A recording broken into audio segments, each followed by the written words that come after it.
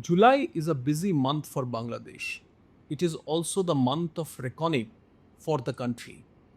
In July 2024, a student led movement spread like wildfire across Bangladesh and led to the fall of the Sheikh Hasina regime. The two Julys after that, in 2025 and 2026, have been marked by national days of remembrance, state homage by highest ranking government officials, and rallies taken out by parties like the National Citizen Party, which is the student party that came out of the uprising. This July, something else happened. The word itself, July, became a prefix to the phrase July CDI. Now, CDI is the abbreviation of a common Bengali cuss word, popular both in West Bengal and Bangladesh.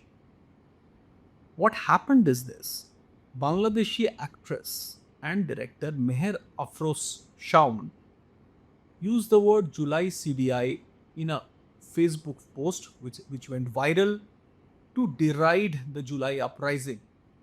Now, neither was Meher Afroz Shaun the first one to do so, nor was she the only one. But Daily Star, Bangladesh's largest circulated English daily, reported on July 4 that a general diary has been registered in a local police station against Shaun and others for deriding the July uprising. Soon, what we saw was across Bangladesh's social media, the term July CDI has become very, very popular.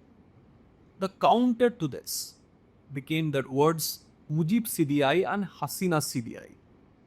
Ilyas Hussain, who is a popular Bangladeshi YouTuber, said that to counter those who are using a cuss phrase to talk about the July uprising, Mujib CDI and Hasina CDI should be used. Now, why did this happen? I spoke on the phone to former Bangladesh ambassador to Morocco, Harun al Rashid, who told me that the reason why 2 years after the July uprising, which has been talked about globally, has become a cuss word is because there is a sense that the so called student revolution led to an Islamist takeover of Bangladesh. Harun al Rashid told me that this happened both during the period of the interim government led by Muhammad Yunus, and also it's happening under the democratically elected Tariq Rahman government. Harun al Rashid said that parties like the Jamaat-e-Islami Bangladesh, which incidentally now is the main opposition party in Bangladesh, had been empowered soon after the student revolution, and every institution in Bangladesh, be it academics, politics, judiciary, has seen the gradual takeover by Islamists, which has led to a deep sense of disenchantment among that section of Bangladesh which has always batted for a modern secular country. Another reason, which is told to me by Bangladeshi journalist Shahidul Hassan Khokon, for July becoming associated with a cuss word is because of the news of return of Sheikh Hasina to Bangladesh. Now, Sheikh Hasina had recently given an interview to international press where she said that she is going to return to Bangladesh in December this year. And according to Shahidul Hassan Khokon, this has led to an upsurge in positive sentiment for both Hasina and the Army League and led to an attack on the idea of the July uprising, which is being expressed through the phrase July CDI. There is another aspect to how we look at the events of July 2024, and that has to do with who led the so called July uprising. Now, every revolution or uprising has a face and a picture. For the July uprising in Bangladesh, it was the picture of Abu Saiad. Now, Abu Saiad was a 23-year-old student of Begum Rokeya University in Rangpur. And on July 16th, he dared Hasina's police to fire at him. The picture of Abu Saiad standing in front of other protesters, almost daring the police to fire at him, and the police actually going on to fire rubber bullets at his chest, and Abu Saiad falling on the ground and dying soon after, fired the movement. And that picture of Abu Saiad, arms outstretched, daring Bangladeshi police to fire at him, became a poster of the July Revolution, not just inside Bangladesh but also in West Bengal. Abu Saiad became, in a sense, the face of the July uprising.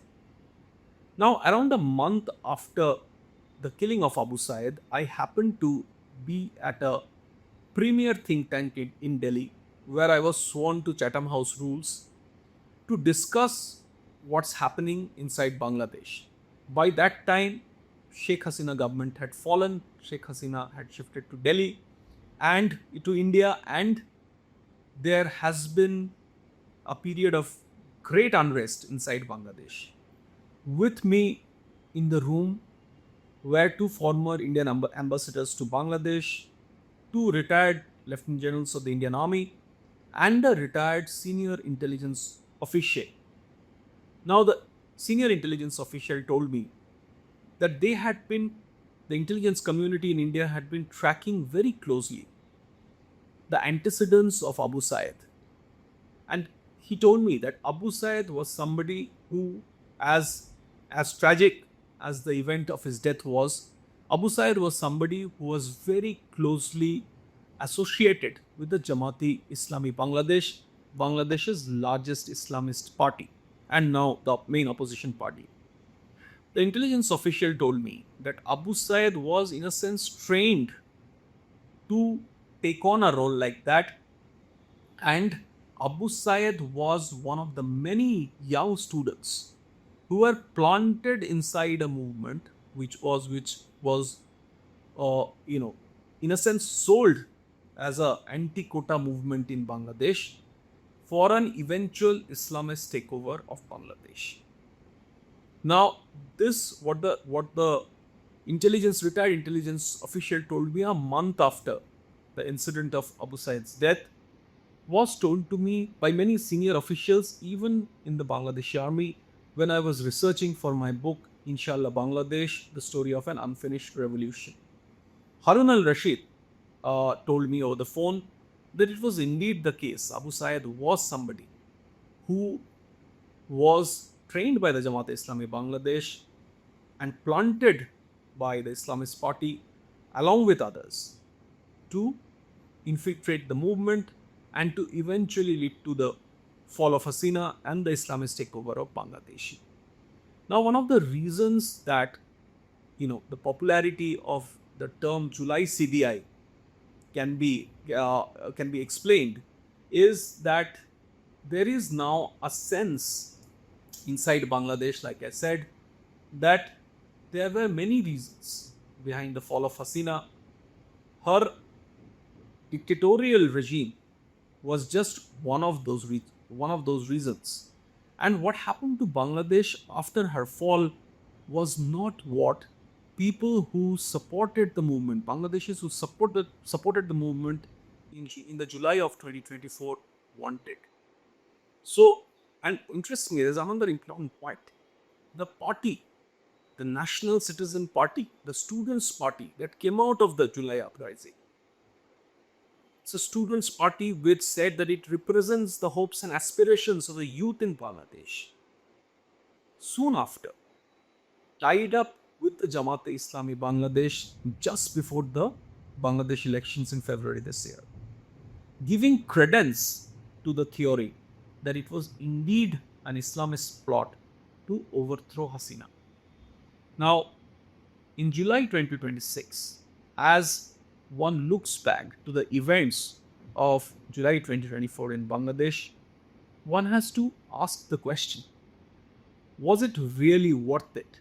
The bloodshed, almost 1400 people killed, over 20,000, and these are very rough estimates. The actual number may be much more.